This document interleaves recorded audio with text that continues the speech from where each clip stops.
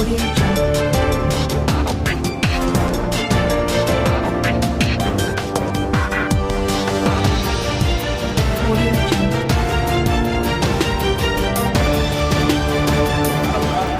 పరిస్థితి, రాష్ట్రం పరిస్థితి అన్నిటికీ ఇబ్బందులు అయితే అలాంటి ఇబ్బందులు కలుగుతుంటే మనం అన్ని ఆలోచన చేసుకుంటే ఒక్కసారి మీకు చిన్నదే మనం ఉదాహరణ చెప్తామా.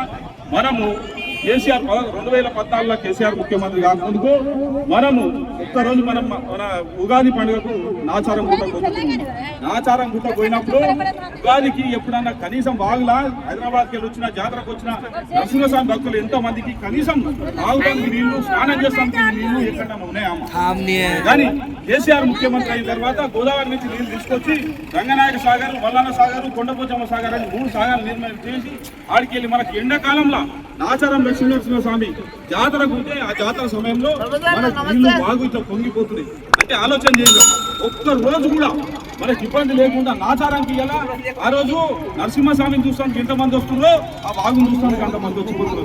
అంత పెద్ద ఎత్తున ఈ ఎండాకాలంలో ఎక్కడో గోదావరి, ఎక్కడో రాయలసీమలో, ఎక్కడో సీమలో, మన కోనసీమలో నీళ్లు ఉంటుండే కానీ మన దగ్గర నీళ్ళు లేకుంటే అలాంటి నీళ్లు తీసుకొచ్చిన పరిస్థితి కేసీఆర్ తీసుకుంటాను. మనం మబ్బుల వ్యవసాయానికి పోతే, పొలం కాడికి పోతే 3 గంటల రాత్రి కరెంట్ ఇస్తే 3 గంటల రాత్రి మనం పోయినప్పుడు పోతే ఆ 3 గంటల రాత్రి వచ్చేది నమ్మకం లేకుంటే వచ్చినా కానీ ఒకటేసారి అన్ని మోటార్లు నడిస్తే ట్రాన్స్ఫరాలు కాలిపోవడు, మోటార్లు కాలిపోవడు. మనం ఆడికి పొలంలో నీళ్లు కట్టుకుందామంటే మీరందరూ కూడా కూరగాయలు పండిస్తారు, మొక్కజొన్న పండిస్తారు. ఎంత ఇబ్బంది అవుతుంది, ఎంత ఇబ్బంది మనం అనుభవించిన చూస్తాం. అంత ఇబ్బంది అనుభవించిన వాళ్ళము ఇవాళ 24 గంటలు మన ఇంట్లో కూర్చొని మనం వ్యవసాయం చేసే పరిస్థితి చేస్తున్నాం. అదేవిధంగా ఇంకోటి ఏంటంటే మనం ఊళ్ళో మన పట్టణంలో మన చుట్టాలు ఉన్నారు. పట్టణంలో చుట్టాలు ఎప్పుడైనా ఎండాకాలం పిల్లల స్కూళ్ళకి నీళ్ళు వస్తే నీళ్ళు వచ్చి మన ఊళ్ళకి రమ్మంటే, మన నక్కపల్లికి రమ్మంటే మేము రామన్నట్టు. ఎందుకు రారంటే మీ దగ్గర కరెంట్ ఉండదు, ఫ్యాన్ వేసుకుంటానికి ఉండదు, కనీసం ఇంకా టీవీ చూస్తానికి కూడా కరెంట్ ఉండదు. మీ ఊళ్ళకి ఎందుకు రావాలంటారు. ఈరోజు మన నరసింహపల్లి మనం ఇల్లు కట్టుకుంటే మన ఇంటికి 24 గంటల కరెంట్ ఉంది. మనం ఎంత మంచి ఇల్లు కట్టుకొని మన ఇల్లే కూర్చొని వ్యవసాయం చేస్తున్నాం, నిమ్మలంగా ఉంటున్నాం. ఇలా అటువంటి అభివృద్ధి చేయడానికి కారణం ఎవరు? మన కేసీఆర్.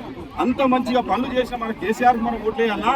ఇంకా ఎవరో ఈ మాటలు చెప్పి ఇవాళ 6 నెలలు కాలేదు గద్దెనకి, 6 నెలల్లో కరెంట్ ఇస్తలేడు, నీళ్లు సరిగా వస్తలేవు, కళ్యాణ లక్ష్మి లేదు, రైతుకు రుణమాఫీ చేస్తాను. 2 లక్షలు కేసీఆర్ ₹1,00,000 మాఫీ చేస్తే 2 లక్షలు చేస్తాను.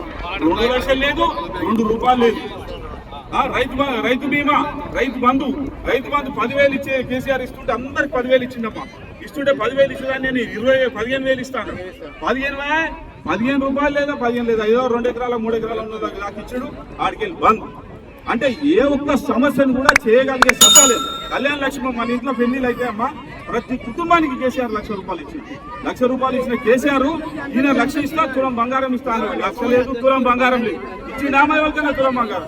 2,000 పింఛన్ 4,000 వేస్తాను. 4,000 చేసినా ఎవరికైనా వచ్చిందామా?